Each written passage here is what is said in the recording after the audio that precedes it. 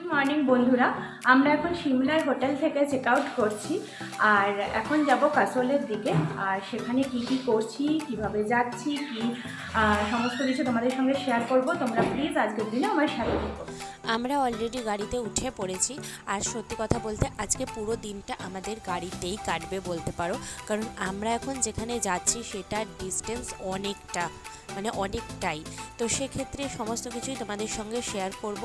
আর এই যে গাড়িতে আমরা বেশ এনজয় করছি, কারণ এই ট্রাভেলটাই আজকে আমাদের এনজয় করতে হবে। আমরা এখন একটা টানেলের ভেতর দিয়ে যাচ্ছি আর পাহাড়ি এলাকায় এরকম টানেল পাবো আমি এক্সপেক্ট করিনি। আর এটা কিন্তু ভীষণ সুন্দর করে সাজানো ছিল, এত সুন্দর লাইট দেওয়া, দেখো উপরে কতটা সুন্দর লাগছে দেখতে, তোমরাই বলো। আর প্রচুর গাড়ি ছিল ভেতরে আর মনে হচ্ছিল যেন এখানে একটা রেস চলছে, যেটা আমি খুব এনজয় করছিলাম।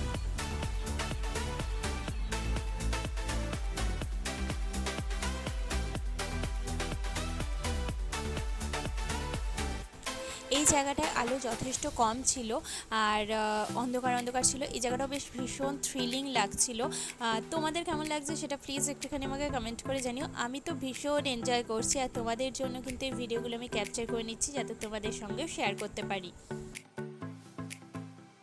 আমরা এখন লাঞ্চ করতে চলে এসেছি, অনেকটাই বেলা হয়ে গেছে কারণ ডিস্টেন্স যেহেতু অনেকটা, আমাদের আরও খানিকটা যেতে হবে। আমরা এখন এসেছি শিব শক্তি পাঞ্জাবি ধাবা বলে একটা ধাবাতে। চলো এখানে কি খাই আর খাবার কেমন তোমাদের সঙ্গে শেয়ার করি।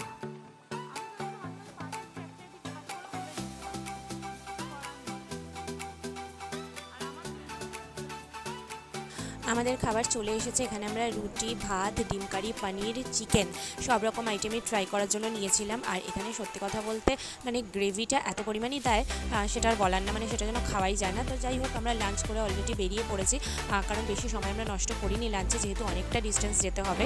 আমরা এখন চলে এসেছি মানিকরণ গুরুদ্বারাতে।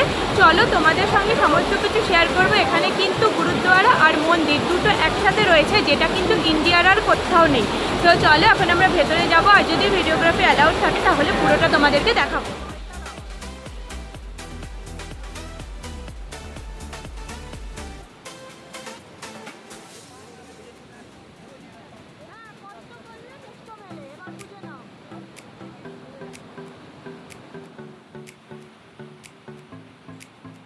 এই যে জায়গাটা দেখছো জলের মতো, এখান থেকে কিন্তু একটা ধোঁয়া মতো বেরোয়, মানে গরম জল, যেটা কিন্তু আজ অবধি মানে কেউ প্রমাণ করতে পারেনি যে জলটা কি করে গরম হচ্ছে।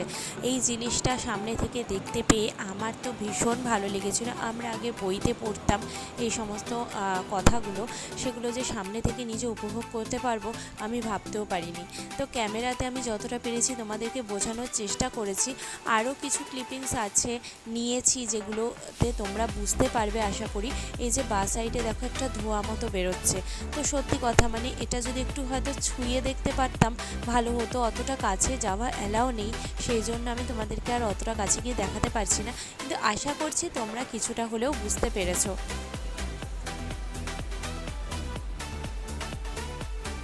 এই যে জায়গাটা, এখানটা তোমরা ক্লিয়ার করে বুঝতে পারছো যে ধোঁয়া বেরোচ্ছে। আর সত্যি কথা বলতে আমার গলা না আটকে যাচ্ছে। আর মানে এই ধরনের অনুভূতি ভগবানের সত্যি কি অশেষ লীলা, যে এই রকমভাবে একটা প্রকৃতিকে তৈরি করেছে যেখানে একদিকে ঠান্ডা জল, একদিকে গরম জল। মানে এটা তো আমরা সত্যি কথা কল্পনা করি, সামনে থেকে দেখাটা নিজের কাছে সত্যি মানে কি বলবো, আমি বলার ভাষা খুঁজে পাচ্ছি না, তোমরা কিছু মনে করো না। আমি অতটা গুছিয়ে কোনোদিনই কথা বলতে পারি না, তাও তোমাদের সঙ্গে ইন্টারাকশন হয় আমার এই কথার মাধ্যমে। যাই হোক, আমরা এখন ভেতরে চলে এসেছি আর এখানে লঙ্গরখানা রয়েছে যেখানে তোমরা বসে খাবার খেতে পারো, কিন্তু ভেতরে ফটোগ্রাফি, ভিডিওগ্রাফি কোনোটাই অ্যালাউ ছিল না। এই যে এই জায়গা দিয়ে ভেতরে যেতে হয়। আর এই যে দেখো বাইরেটা ভীষণ সুন্দর করে সাজানো লাইট দিয়ে। আর আমরা যখন গেছিলাম তখন যেহেতু রাত হয়ে গেছিলো, তাই আলোর এক্সপিরিয়েন্সটা আমরা করতে পেরেছিলাম। তো ফাইনালি আমরা এখন হোটেলে চলে এসেছি। এই যে দেখো আমরা এখন রুমে চেক ইন করবো। আমাদের রুম নাম্বার বলে দেওয়া হয়েছে, এটা বাইরে বসার জায়গা, কিন্তু যেহেতু রাত হয়ে গেছে, আমাদের আর এখন বসার মতো এনার্জি নেই এতটা ট্রাভেল করে এসে। তো আমরা এখন সোজা রুমে যাব, ফ্রেশ হব আর ডিনার করব। তো এখন আমাদের চেক ইনের জন্য যা প্রসিডিওর ছিল সেগুলো কমপ্লিট করে আমরা এখন ওপরে যাচ্ছি আমাদের রুমে। আমাদের রুম ছিল ওপরে, আর লিফটের ব্যবস্থা ছিল, বাট লিফটে আমরা লাগেজগুলো পাঠিয়ে দিয়েছি আর আমরা সিঁড়ি দিয়ে যাচ্ছি, কারণ দোতলায় আমাদের রুম ছিল, এমন কোনো ব্যাপার ছিল না যে সিঁড়ি দিয়ে ওঠা।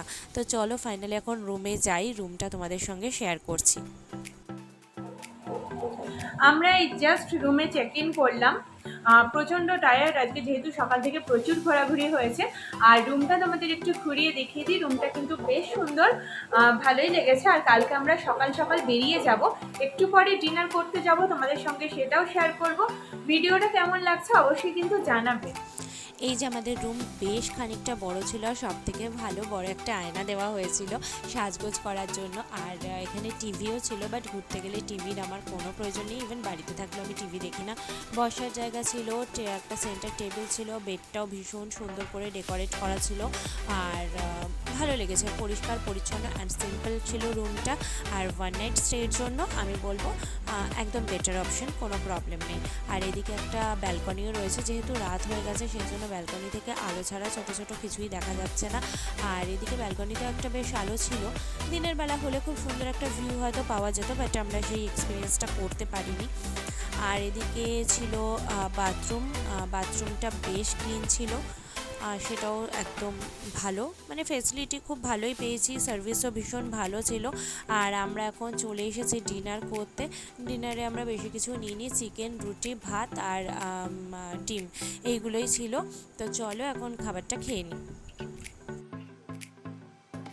এখানে আলু দিয়েও কিছু একটা তরকারি মতো করা ছিল, সেটা ভালোই লেগেছে, টেস্টটা খুব একটা খারাপ ছিল না। তো ফাইনালি এখন আমরা ডিনারটা করে নিই, তারপর তোমাদের সঙ্গে দেখা হচ্ছে।